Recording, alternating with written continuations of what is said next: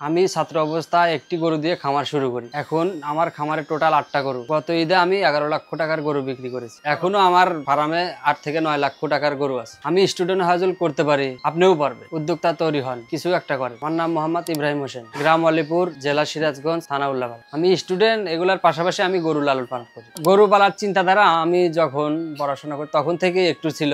আমাদের গ্রামের একজনের ফার্ম ছিল, ওখান থেকে আমরা যাওয়া আসা করছি। পরে ওই ফার্ম থেকে দেখা আমার চিন্তা ভাবনা মাথায় ঢুকে গেল যে এরকম ফার্ম আমারও করার ইচ্ছা আছে, করব। তখন তো পড়াশোনা করে বাসায় প্রস্তাব দিলাম, বাসা থেকে আব্বা মা কেউ রাজি না, অনেক বকাঝকা গাল পাঠলো যে হ্যাঁ এখন পড়াশোনার সময় এগুলা করা যাবে না। তারপরে আমি হাল ছাড়ছিলাম না। ছাড়ার পরে ওরকম পরে যখন করলাম বাড়িতে, পরে একটা গরু কিনলাম, ছোট একটা বাছুর কিনছিলাম 27,000 টাকা। টাকাটা আমি বাবার কাছ থেকে কিছু টাকা নিয়েছিলাম, কিছু টাকা মার কাছ থেকে নিয়েছিলাম, আর আমি কিছু টাকা পড়াশোনার টাকা কিছু টাকা গোছাইছিলাম। ওখান থেকে ওই টাকা গোছায়া 27,000 টাকা দিয়ে একটা বাছুর কিনি। বাছুরটা হাটা থেকে কিনছিলাম। তখন আমার বাড়িতে ওরকম গোয়াল ছিল না। প্রথমে কাপড় টানা রাখছি, আমি ত্রিফল টানা গরুটা রাখছি। তারপরে আমি একটা ওই কয়েকটা টিন দিয়া এমনিতে শুধু উপরে টিন দিয়ে রাখছিলাম। পরে ধীরে ধীরে আমি যখন হলো তখন টিনের বেড়া কিছু আর ভিতরেই খাবার দাবার। একটা গাভী গরু ছিল, ওটা বছর বিয়ে না, ওটার থেকে প্রত্যেক বছরে একটা করে বাচ্চা দেয় আমার। পরে আর যে দুধগুলা হয় ওইগুলা বিক্রি করে আমি গরুর খাওয়া দাওয়া করি। আমার খাওয়া দাওয়া সুন্দর হয় ওগুলা দিয়ে।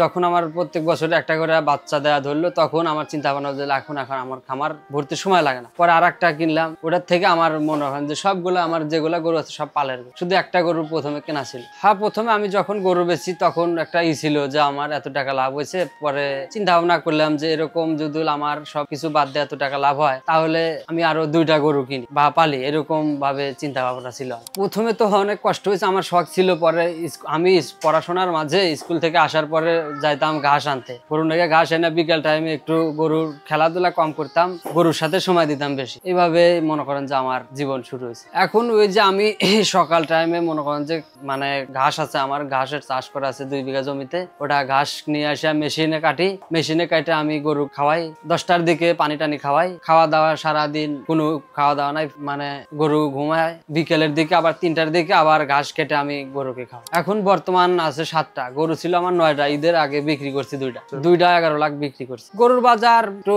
খারাপই ছিল এবার। হ্যাঁ, লাভ হয়েছে। আমার পালের তা তো দেশাল গরু আছে, আমার শাহিয়াল আছে, সিন্ধি আছে, করস আছে 2টা, সব জাতেরই গরু।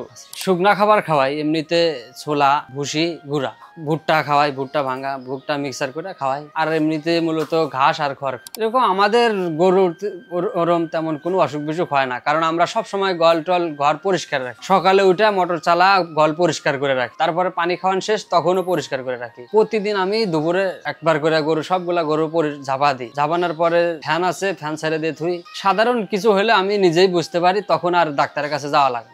এখন আমার সাথে আমার ফ্যামিলির সবাই আছে, আমার মা আছে, আমার বাবা আছে, আমার ওয়াইফ আছে, সবাই আছে এখন আমার সাথে। আমার বর্তমানে গরুকে খাওয়ানো, ঝাপানো, আমি যখন বাসায় না থাকি তখন গরু ঝাপানো, সবকিছু খাওয়া দাওয়া A to Z।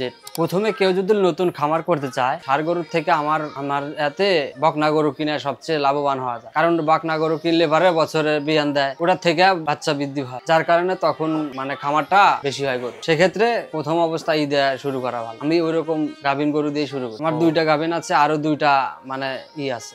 আমরা দেখা যায় যে গরুর দুধ বিক্রি করি না, ওই বাছুরকে খাওয়াই। কারণ দুধ বিক্রি করা টাকা দিয়ে কোনো কিছু হয় না, খাবার কিনতে গেলেও হয় না। সেই জন্য আমরা বাছুরকে দুধ খাওয়াই। আর মায়ের দুধ অতি খায়। ওটা দেখা যায় যে বছরে যখন দুধ খাওয়াবো না পানাবো, তখন ওটার স্বাস্থ্য অন্যরকম একটা থাকে, ওটার আর স্বাস্থ্য কমে না। আর এখন হয়তো দুধ বেচলে 10,000 বা 15,000 টাকা, আর আমি ওই গরুটা বেচবো তখন 1,20,000 25,000 টাকা এরকম। সেই জন্য আমরা দুধ বিক্রি করি না। হ্যাঁ, ঈদের আগে আমার 20-22 লক্ষ টাকার গরু ছিল, এখন মোটামুটি 8-9 লাখ টাকার গরু। ভবিষ্যতে আছে আমি আরো বড় কিছু করার, গরু আমি 2টা করার চিন্তা করি। তখন গরু ওটাতে উঠাবো 50 থেকে 60টা গরু যাতে উঠানো যায়। আমি ওখানে রোগ রাখার ব্যবস্থা করব। আর ওই প্রত্যেক বছর যাতে 10 থেকে 12টা গরু বিক্রি করা, কিছু ভালো টাকার অ্যামাউন্ট আমি একসাথে কোনো কাজে লাগাইতে পারি, সেই চিন্তা ভাবনা আছে।